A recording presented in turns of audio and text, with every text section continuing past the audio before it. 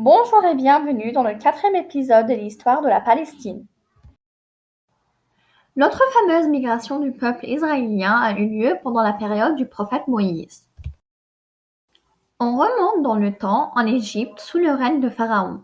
Il était connu pour être le roi injuste, méchant et infidèle du pays. Il a divisé son peuple en sections et a utilisé chaque secte contre l'autre. Le pharaon haïssait le peuple d'Israël, qui est le peuple juif qui déifiait un seul Dieu dans le temps. Plusieurs prophètes ont été envoyés avant Moïse pour le peuple juif d'Israël, et ils les ont prévenus qu'il y aura un autre prophète qui mettra fin au royaume de Pharaon. Ils attendaient ce jour impatiemment puisque quand Pharaon a entendu ces nouvelles, il a eu peur et a décidé de tuer tous les nouveau-nés et les enfants du peuple d'Israël pour ne pas risquer la démolition de son royaume. Ce qui a poussé le pharaon à prendre ces nouvelles sérieusement est son rêve. Il a vu un feu venant de Jérusalem. Il a détruit la cité mais n'a pas fait de mal au peuple d'Israël. Pharaon a décidé d'appeler tous les magiciens pour expliquer ce rêve. Ces nouvelles ont donc été confirmées par ces magiciens et ont été prises sérieusement par le pharaon.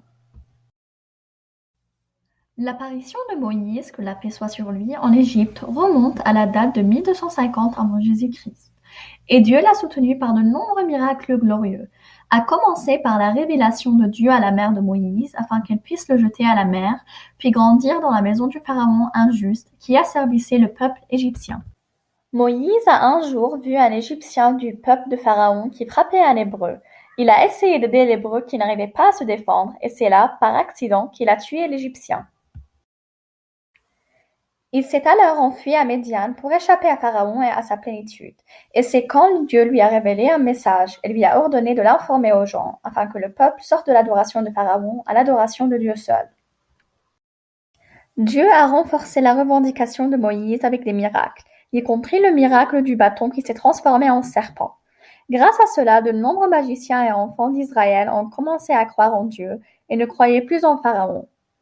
Plus tard, Moïse a reçu une autre révélation de Dieu. Il prévenait le peuple d'Israël en disant que Pharaon leur trahira. Ils ont alors quitté l'Égypte pour partir en Palestine. Pharaon et ses soldats les ont presque rejoints et pris au bord de la mer Rouge. Mais à leur grande surprise, la mer s'est divisée en deux pour que Moïse et ses compagnons puissent traverser.